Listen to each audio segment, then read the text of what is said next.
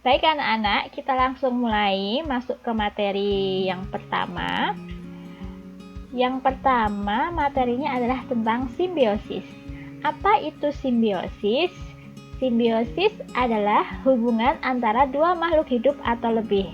Nah, jadi kalau di ekosistem kemarin kan hubungan antara makhluk hidup dengan makhluk tak hidup di dalam lingkungannya.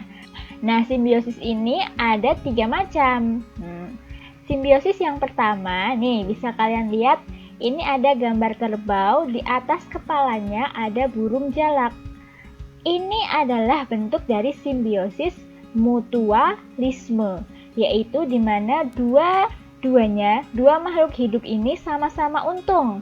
Maksudnya, kerbau diuntungkan oleh burung jalak karena burung jalak ini di atas kepala kerbau ini dia memakan kutu yang ada di tubuh kerbau.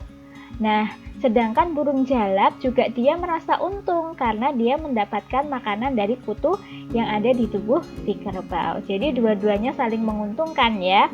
Itu namanya simbiosis mutualisme. Ada contoh yang lain yaitu lebah dan bunga.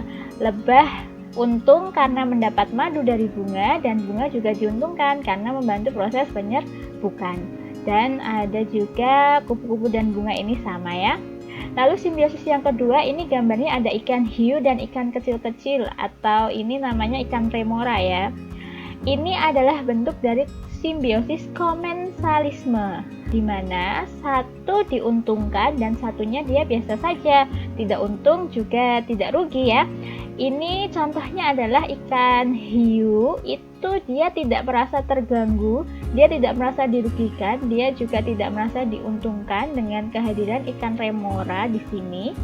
Tapi ikan remoranya dia untung, karena jika berenang di dekat ikan hiu, dia aman dari predator yang mengganggunya. Yang ketiga ada simbiosis parasitisme ya.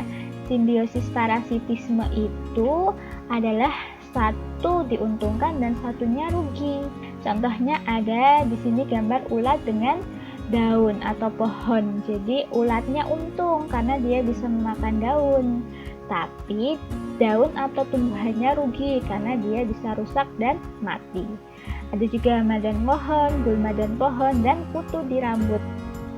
Lanjut tentang rantai makanan. Nah, jadi bentuk hubungan makhluk hidup dalam ekosistem itu bukan hanya tadi simbiosis, tapi ada juga ini rantai makanan. Rantai makanan adalah hubungan dimakan dan memakan yang ada di dalam ekosistem. Ini contohnya ada padi ya. Padi itu bisa dimakan oleh ulat, lalu ulat dimakan oleh ayam, dan ayam kemudian dimakan oleh ular. Ular mati diuraikan oleh jamur. Nah, ini rantai makanan ini setiap makhluk hidup mempunyai perannya masing-masing. Ini padi perannya adalah sebagai produsen.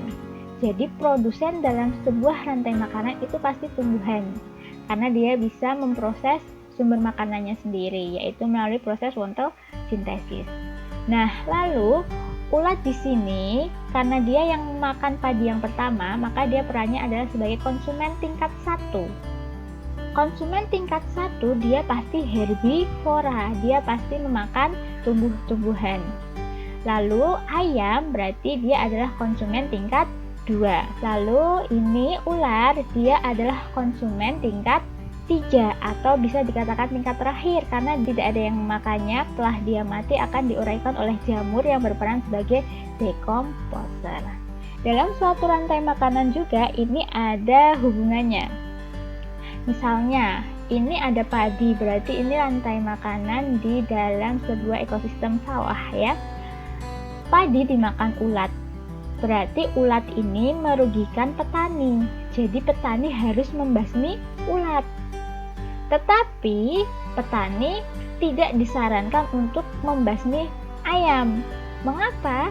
Karena ayam bisa membunuh si ulat, bisa memakan si ulat. Jadi kalau ayamnya banyak, ulatnya semakin sedikit. Dan kalau ulatnya semakin sedikit, maka padinya bisa bertumbuh dengan baik karena padinya tidak ada yang makan, ya kan? Sekarang Bu Hasin coba tanya, Apa yang akan terjadi pada populasi ulat apabila populasi ular ini menurun? Nah, kita lihat. Coba ya, kalau ular turun, maka ayamnya akan populasinya semakin bertambah karena dia tidak ada yang memangsa, ya toh. Maka populasi ulat ini akan menurun, ya toh. Karena dia ayamnya ada banyak, jadi yang makan ulat ada banyak, jadi ulatnya semakin sedikit. Itu adalah hubungan dalam suatu rantai makanan. Lanjut ya.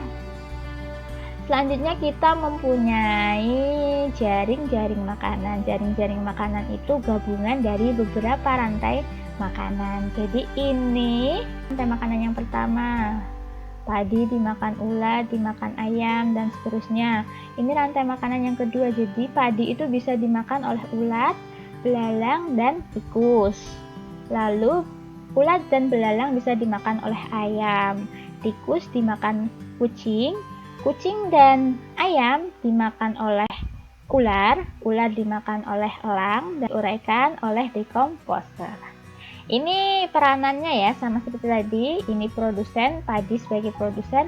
Nah, ini ketiga hewan ini sama-sama berperan sebagai konsumen tingkat 1 karena dia adalah hewan yang pertama memakan produsen.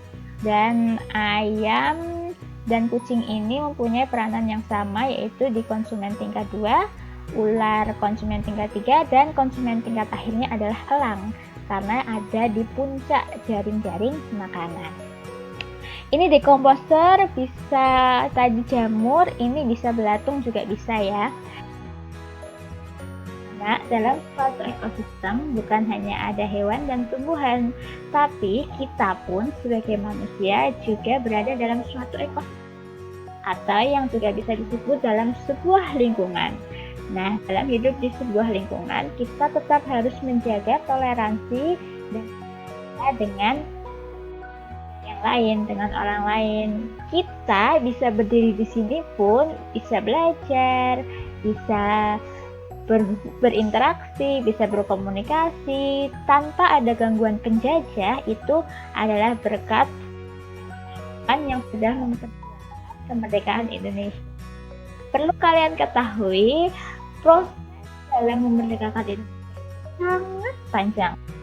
Nah, prosesnya, nah ini peristiwa detik-detik ya. Seperti yang sudah kalian tahu, proklamasi kemerdekaan Indonesia itu terjadi pada tanggal 17 Agustus 1945. Awalnya adalah dari sini.